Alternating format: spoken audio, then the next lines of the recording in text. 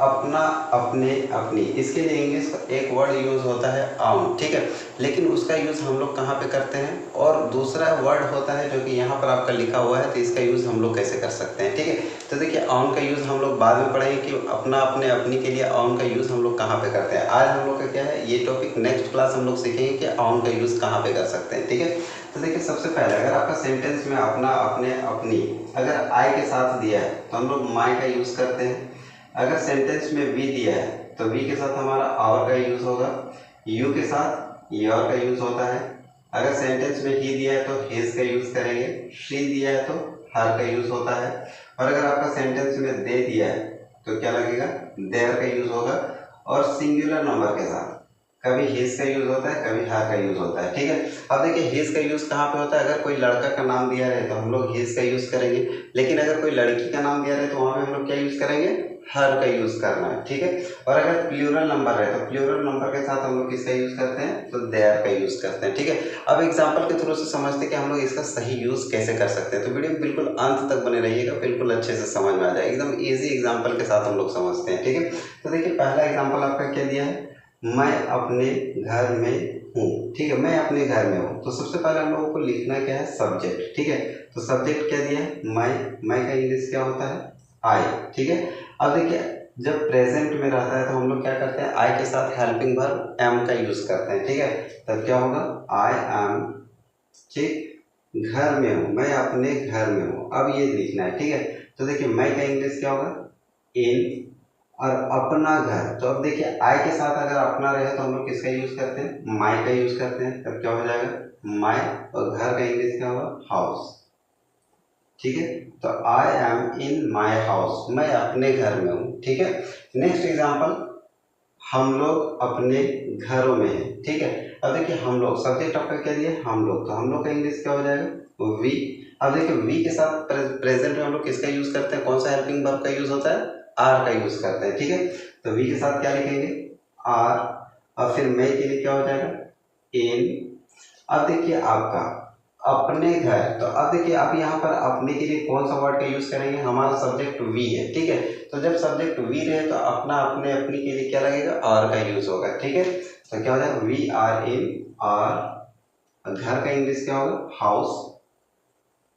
अब देखिए ये क्या है आपका, घरों, यानी कि प्लूरल नंबर है, तो हाउसेज क्या हो जाएगा, houses. We are in our houses, हम लोग अपने घरों में, ठीक है। अगर यही रहता कि तुम अपने घर में हो तो क्या हो जाता, you are in your house, ठीक है। वह अपने घर में है, तब क्या होगा, he is in his house, यानी अगर ही रहे तो ही के साथ हिज का यूज करना है, यू रहे तो यू के साथ योर का यूज करना है, ठीक है। अब देखिए अगला एग्जांपल क्या दिया है, देखिए तुम अपने ऑफिस में हो, ठीक है। तो सेंटेंस में सब्जेक्ट क्या है, तुम का इंग्लिश क्या होगा, यू, ठीक है। अब यू के साथ हेल्पिंग वर्ब किसका यूज करते हैं प्रेजेंट में, आर। उसके बाद क्या लगेगा, इन। अब देखिए अपने ऑफिस में, ठीक है। तो अब यहाँ पर अपना, अपने के लिए किसका यूज करेंगे, तो यू के साथ में किसका यूज होता है, तो यू के साथ योर का यूज किया जाता है, ठीक है। तो यू आर इन योर। अब देखिए ऑफिस, ऑफिस का इंग्लिश क्या होता है, ऑफिस, ठीक है। You are in your office, तुम अपने ऑफिस में हो, ठीक है। देखिए बिल्कुल ऐसा सेंटेंस हम लोग क्या करते हैं, डेली लाइफ में यूज करते हैं, लेकिन कंफ्यूज होते हैं कि आखिर अपना, अपने के लिए क्या लिखेंगे, ठीक है। अगर आपको आता है तो बहुत अच्छी बात है, और जो नहीं जानते उसके लिए ये वीडियो बहुत ही वैल्यूएबल है, ठीक है। अब देखिए अगला सेंटेंस आपका क्या है, वह अपने कमरे में है। अब देखिए वह का इंग्लिश क्या होता है, ही। अब देखिए ही के लिए अपना, अपने रहेगा तो क्या लिखना है, हिज का यूज करना है, ठीक है।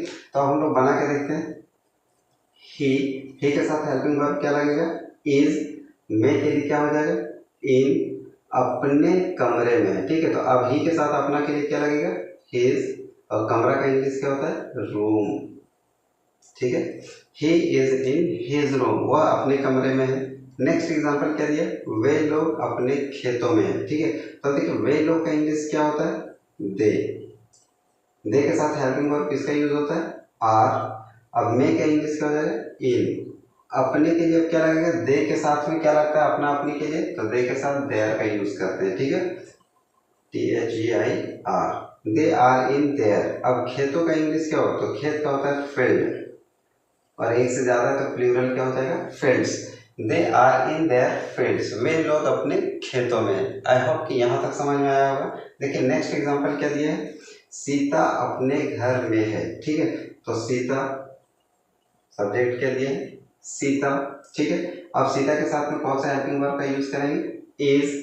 में के लिए क्या लगेगा, इन।